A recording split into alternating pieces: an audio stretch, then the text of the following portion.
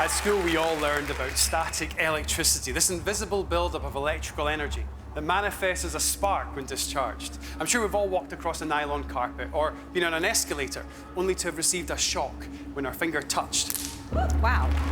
the handrail. Sorry. Now, as a kid, I learned how to harness static electricity and then use it to perform a number of experiments that looked almost magical to my friends. I realized that a small amount of electrical charge could make certain objects behave in strange and unusual ways. You can almost feel the electricity in the air. Thank you. Much greater voltages can, of course, be created with machinery.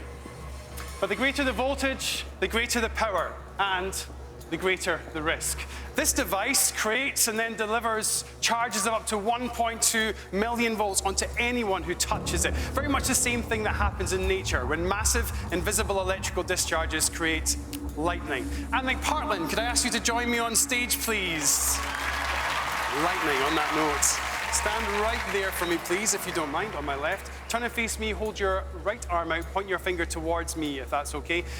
In a moment, I'm going to ask you to bring your finger as close as you can to the palm of my hand without touching. Does that make sense? Yes. Okay, here we go.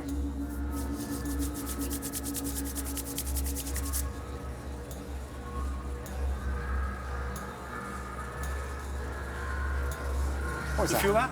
Yes. No more shocks, I promise. Now, this device allows me to do so much more. On that table beside you, there's a light bulb. Grab that for me, please, if you don't mind. Hold it in your left hand by the base. Stand just in front of the table there like that, just in front of your face so we can all see it. Okay. Lovely. Then again, Okay. hold your finger out, point it towards me, please. Okay.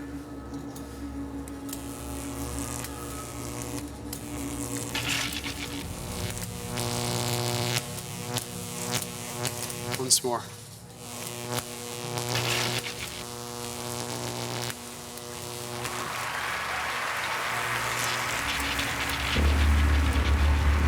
Wow. Pop it down behind you. Now, judges, just to ensure stringent scientific test conditions for this next experiment, I'd like to ask you all to give your hands a quick sanitize for me, please. And then if you would all join me up on the stage. Thank you very much indeed. And if you could take a small step forward for me, please. I've really enjoyed playing with static electricity, but the science inside me has wondered, could I harness that excess electrical energy and then use it maybe to bring something about? Alicia, please, right over here. If you could stand on that green cross right there for me. Amanda, if you could stand right here for me, please, if you don't mind. Ashley, if you could stand just over here for me, please, if you don't mind. And David, if you could stand just over there for me, please, on that green cross. Lovely. Just as in nature, lightning is invisible until it physically sparks. I wondered, can I reverse the process and take a physical object and turn it back into invisible energy? Turn and face the center of the circle. And turn and face me, please, if you don't mind. There's a jug there. Just grab that for me with your left hand, if you don't mind. Your left hand. Lift it up. Make sure there's no water inside of it. Water conducts. We absolutely don't want that. Then hold it just in the center of the box for me, just about there. Judges, could you hold your fingers out like this for me, please, if you don't mind? Lovely. Point your fingers for me. And Alicia, could you place your left hand for me on the orb? Just like this, lovely. Ashley, if you could place your right hand on the orb for me. Ashley, David, can you touch fingers now, please? Should we? David, can you touch fingers now, please? And Alicia, Amanda? Amanda, you ready? Yeah. Here we go. Now, if my calculations are correct and we maintain contact, this jug should turn invisible. Huh?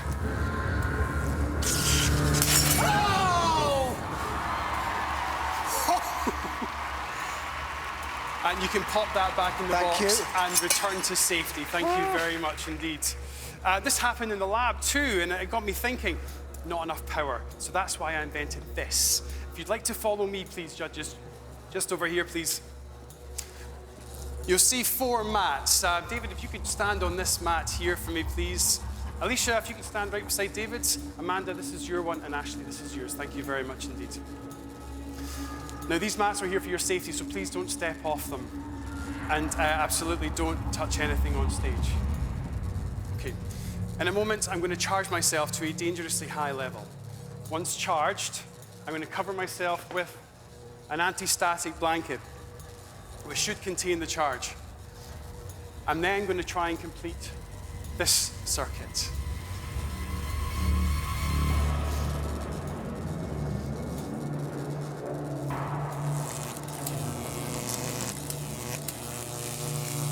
Charge up the pylons.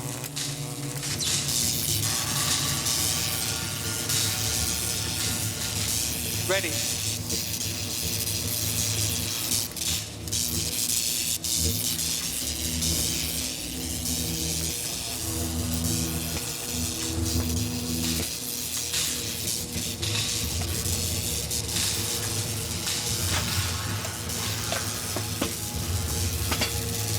Judges, please stay on your mats. You should be safe there.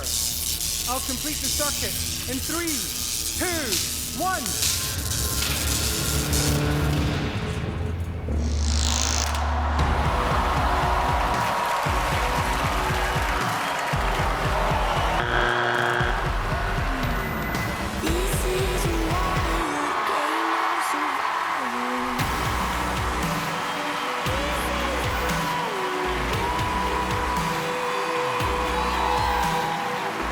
Thanks, David. Thanks so much for coming on stage.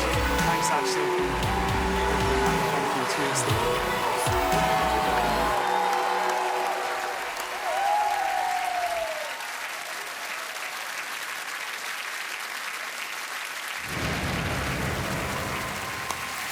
Wow. Ashley, what did you think? Well, firstly, I love the fact that people are just making, someone is making science cool. Like, I kind of did a physics degree and I love science. I'm a bit of a nerd, so anytime I see people making science cool and inspiring people to kind of get into science, especially mixing it with performance, I am just super excited. And your audition was literally one of the most exciting moments I have ever seen. And with this tonight, I can see how much prep and time and thought has gone into it.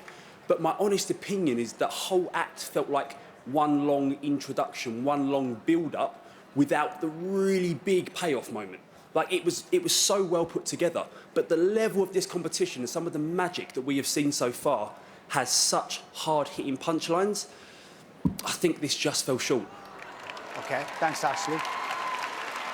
David? I enjoyed it. I mean, I think being part of it is often a bit distracting for us judges because obviously we're not watching it. We couldn't see it all. But I thought you did some really amazing, I don't know what you call them, scientific illusions in there. I did feel sorry for Deck, though, who was not given any role whatsoever. Shame, wasn't it? We all got involved. What is it about him? Is it because he's too small to conduct anything? He's electricity as far as I'm concerned. Yeah, I think you did well. I mean, I found it at times hard to follow, but I think maybe just because we were part of it and so we weren't looking at it. But I think you did very well.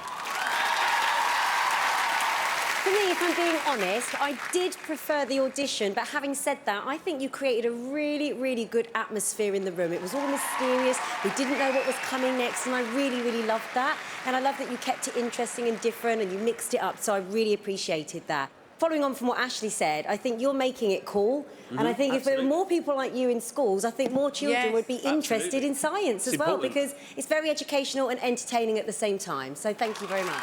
Thanks, Alicia. Yes. I couldn't agree more. And nobody will remember this person except for me, but I just loved watching Johnny Ball when I was little. Because he made so many things so interesting, and you kind of have the same sort of energy. And I agree with everybody, what everybody said here. Personally, I preferred your audition because it felt very dangerous and very thrilling. It was odd to be part of it, but I do appreciate all the prep and all the intellect that it took to put into this. But I do see your career doing something completely fabulous and going somewhere else. Thanks, Amanda.